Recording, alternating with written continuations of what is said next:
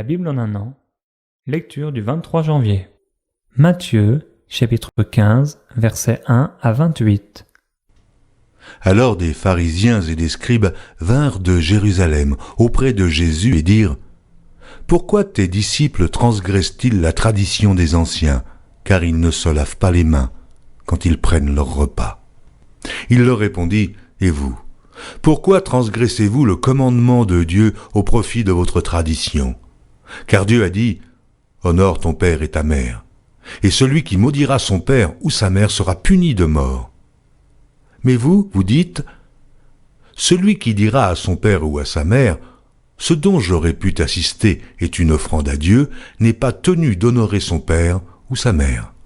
Vous annulez ainsi la parole de Dieu au profit de votre tradition. Hypocrite. Ésaïe a bien prophétisé sur vous quand il a dit : ce peuple m'honore des lèvres, mais son cœur est éloigné de moi. C'est en vain qu'il m'honore en enseignant des préceptes qui sont des commandements d'hommes. Ayant appelé à lui la foule, il lui dit : écoutez et comprenez. Ce n'est pas ce qui entre dans la bouche qui souille l'homme, mais ce qui sort de la bouche, c'est ce qui souille l'homme. Alors ses disciples s'approchèrent et lui dirent : sais-tu que les pharisiens ont été scandalisés des paroles qu'ils ont entendues ? Il répondit : toute plante que n'a pas plantée mon Père céleste sera déracinée. Laissez-les, ce sont des aveugles qui conduisent des aveugles, et si un aveugle conduit un aveugle, ils tomberont tous deux dans une fosse. Pierre, prenant la parole, lui dit : explique-nous cette parabole. Et Jésus dit : vous aussi, êtes-vous encore sans intelligence ? Ne comprenez-vous pas que tout ce qui entre dans la bouche va dans le ventre, puis est jeté dans les lieux secrets ? Mais ce qui sort de la bouche vient du cœur, et c'est ce qui souille l'homme. Car c'est du cœur que viennent les mauvaises pensées, les meurtres, les adultères, les impudicités, les vols, les faux témoignages, les calomnies. Voilà les choses qui souillent l'homme. Mais manger sans s'être lavé les mains, cela ne souille point l'homme. Jésus, étant parti de là, se retira dans le territoire de Tyr et de Sidon. Et voici, une femme cananéenne qui venait de ces contrées lui cria : « Aie pitié de moi, Seigneur, fils de David. Ma fille est cruellement tourmentée par le démon. » Il ne lui répondit pas un mot, et ses disciples s'approchèrent et lui dirent avec insistance : « Renvoie-la, car elle crie derrière nous. » Il répondit : « Je n'ai été envoyé qu'aux brebis perdues de la maison d'Israël. » Mais elle vint se prosterner devant lui, disant : « Seigneur, secours-moi. » Il répondit : « Il n'est pas bien de prendre le pain des enfants et de le jeter aux petits chiens. » « Oui, Seigneur, dit-elle, mais les petits chiens mangent les miettes qui tombent de la table de leur maître. » Alors Jésus lui dit : « Femme, ta foi est grande, qu'il te soit fait comme tu veux. » Et à l'heure même, sa fille fut guérie. Genèse, chapitre 46. Israël partit avec tout ce qui lui appartenait. Il arriva à Beer-Shéba, et il offrit des sacrifices au Dieu de son père Isaac. Dieu parla à Israël dans une vision pendant la nuit, et il dit : « Jacob, Jacob. » Israël répondit : « Me voici. » Et Dieu dit : « Je suis le Dieu de ton père. Ne crains point de descendre en Égypte, car là je te ferai devenir une grande nation. Moi-même je descendrai avec toi en Égypte, et moi-même je t'en ferai remonter, et Joseph te fermera les yeux. » Jacob quitta Beer-Shéba, et les fils d'Israël mirent Jacob, leur père, avec leurs enfants et leurs femmes, sur les chars que Pharaon avait envoyés pour les transporter. Ils prirent aussi leurs troupeaux et les biens qu'ils avaient acquis dans le pays de Canaan. Et Jacob se rendit en Égypte avec toute sa famille. Il emmena avec lui en Égypte ses fils et les fils de ses fils, ses filles et les filles de ses fils, et toute sa famille. Voici les noms des fils d'Israël qui vinrent en Égypte. Jacob et ses fils, premier-né de Jacob, Ruben.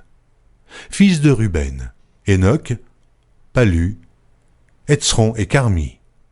Fils de Siméon, Jémuel, Jamin, Ohad, Jaquin et Tsochar. Et Saul, fils de la Cananéenne. Fils de Lévi, Gershon, Géat et Merari. Fils de Juda, Onan, Shéla, Péretz et Zarash. Mais et Onan moururent au pays de Canaan. Les fils de Péretz furent Hetzron et Hamul. Fils d'Issachar, Tola, Puva, Job et Shimron. Fils de Zabulon, Séred, Élon et Jaléel. Ce sont là les fils que Léa enfanta à Jacob à Padam-aram avec sa fille Dina. Ses fils et ses filles formaient en tout 33 personnes. Fils de Gad, Sivjon, Agi, Sunni, Etzbon, Éri, Arodi et Arééli. Fils d'Azer, Jimna, Jiva, Jivvi et Beria, et Sérach leur sœur, et les fils de Beria, Héber et Malkiel. Ce sont là les fils de Zilpa que Laban avait donnés à Léa sa fille, et elle les enfanta à Jacob, en tout 16 personnes. Fils de Rachel, femme de Jacob, Joseph et Benjamin. Il naquit à Joseph au pays d'Égypte Manassé et Éphraïm, qui lui enfanta Asna, fille de Potiphéra, prêtre d'On. Fils de Benjamin, Béla, Béker, Ashbel, Guéra, Nahamam, Éhi, Roche, Mupim, Upim et Ard. Ce sont là les fils de Rachel qui naquirent à Jacob, en tout 14 personnes. Fils de Dan, Ushim. Fils de Nephtali, Jatseel, Guni, Jetzer et Shilem. Ce sont là les fils de Bila, que Laban avait donnés à Rachel, sa fille, et elle les enfanta à Jacob, en tout 7 personnes. Les personnes qui vinrent avec Jacob en Égypte et qui étaient issues de lui étaient au nombre de 66 en tout, sans compter les femmes des fils de Jacob.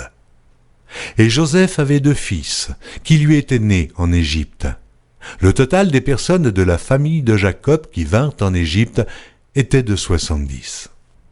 Jacob envoya Juda devant lui vers Joseph, pour l'informer qu'il se rendait en Goshen.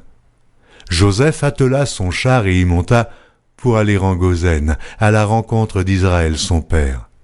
Dès qu'il le vit, il se jeta à son cou et pleura longtemps sur son cou. Israël dit à Joseph, « Que je meure maintenant, puisque j'ai vu ton visage et que tu vis encore. » Joseph dit à ses frères et à la famille de son père, « Je vais avertir Pharaon, et je lui dirai, mes frères et la famille de mon père, qui étaient au pays de Canaan, sont arrivés auprès de moi.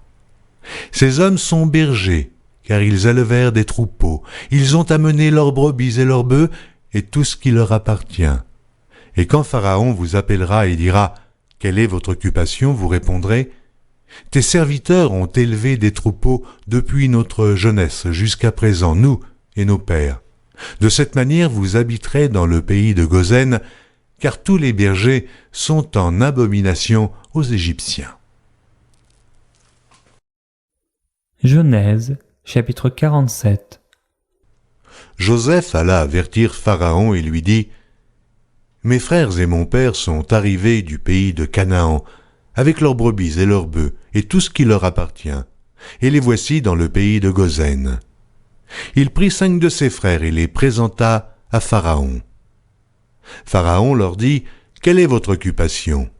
Ils répondirent à Pharaon, « Tes serviteurs sont bergers, comme l'étaient nos pères. » Ils dirent encore à Pharaon, « Nous sommes venus pour séjourner dans le pays, parce qu'il n'y a plus de pâturage pour les brebis de tes serviteurs, car la famine s'appesantit sur le pays de Canaan. Permets donc à tes serviteurs d'habiter au pays de Goshen. » Pharaon dit à Joseph, « Ton père et tes frères sont venus auprès de toi. Le pays d'Égypte est devant toi. Établis ton père et tes frères dans la meilleure partie du pays.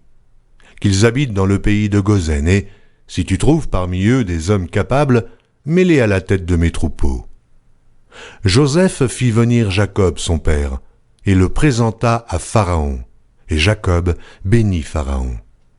Pharaon dit à Jacob, « quel est le nombre de jours des années de ta vie? Jacob répondit à Pharaon, les jours des années de mon pèlerinage sont de 130 ans. Les jours des années de ma vie ont été peu nombreux et mauvais, et ils n'ont point atteint les jours des années de la vie de mes pères durant leur pèlerinage. Jacob bénit encore Pharaon et se retira de devant Pharaon. Joseph établit son père et ses frères, et leur donna une propriété dans le pays d'Égypte, dans la meilleure partie du pays, dans la contrée de Ramsès, comme Pharaon l'avait ordonné. Joseph fournit du pain à son père et à ses frères et à toute la famille de son père, selon le nombre des enfants. Il n'y avait plus de pain dans tout le pays, car la famine était très grande. Le pays d'Égypte et le pays de Canaan languissaient à cause de la famine. Joseph recueillit tout l'argent qui se trouvait dans le pays d'Égypte et dans le pays de Canaan, contre le blé qu'on achetait, et il fit entrer cet argent dans la maison de Pharaon. Quand l'argent du pays d'Égypte et du pays de Canaan fut épuisé, tous les Égyptiens vinrent à Joseph en disant « Donne-nous du pain. Pourquoi mourrions-nous en ta présence? Car l'argent manque. » Joseph dit « Donnez vos troupeaux et je vous donnerai du pain contre vos troupeaux, si l'argent manque. » Ils amenèrent leurs troupeaux à Joseph, et Joseph leur donna du pain contre les chevaux, contre les troupeaux de brebis et de bœufs, et contre les ânes. Il leur fournit aussi du pain cette année-là, contre tous leurs troupeaux. Lorsque cette année fut écoulée, ils vinrent à Joseph l'année suivante et lui dirent « Nous ne cacherons point à mon Seigneur que l'argent est épuisé, et que les troupeaux de bétail ont été amenés à mon Seigneur. Il ne reste devant mon Seigneur que nos corps et nos terres. Pourquoi mourrions-nous sous tes yeux, nous et nos terres? Achète-nous avec nos terres contre du pain, et nous appartiendrons à mon Seigneur, nous et nos terres. Donne-nous de quoi semer, afin que nous vivions, et que nous ne mourrions pas, et que nos terres ne soient pas désolées. » Joseph acheta toutes les terres de l'Égypte pour Pharaon, car les Égyptiens vendirent chacun leur champ, parce que la famine les pressait, et le pays devint la propriété de Pharaon. Il fit passer le peuple dans les villes d'un bout à l'autre des frontières de l'Égypte. Seulement, il n'acheta point les terres des prêtres, parce qu'il y avait une loi de Pharaon en faveur des prêtres, qui vivaient du revenu que leur assurait Pharaon. C'est pourquoi ils ne vendirent point leurs terres. Joseph dit au peuple, « Je vous ai acheté aujourd'hui avec vos terres pour Pharaon. Voici pour vous de la semence, et vous pourrez ensemencer le sol. À la récolte, vous donnerez un 5e à Pharaon, et vous aurez les 4 autres parties pour ensemencer les champs, et pour vous nourrir avec vos enfants, et ceux qui sont dans vos maisons. » Ils dirent, « Tu nous sauves la vie, que nous trouvions grâce aux yeux de mon Seigneur, et nous serons esclaves de Pharaon. » Joseph fit de cela une loi qui a subsisté jusqu'à ce jour, et d'après laquelle un 5e du revenu des terres de l'Égypte appartient à Pharaon. Il n'y a que les terres des prêtres qui ne soient point à Pharaon. Israël habita dans le pays d'Égypte, dans le pays de Goshen. Ils eurent des possessions, ils furent féconds et multiplièrent beaucoup. Jacob vécut 17 ans dans le pays d'Égypte, et les jours des années de la vie de Jacob furent de 147 ans. Lorsqu'Israël approcha du moment de sa mort, il appela son fils Joseph et lui dit « Si j'ai trouvé grâce à tes yeux, mais je te prie ta main sous ma cuisse, et use envers moi de bonté et de fidélité. Ne m'enterre pas en Égypte.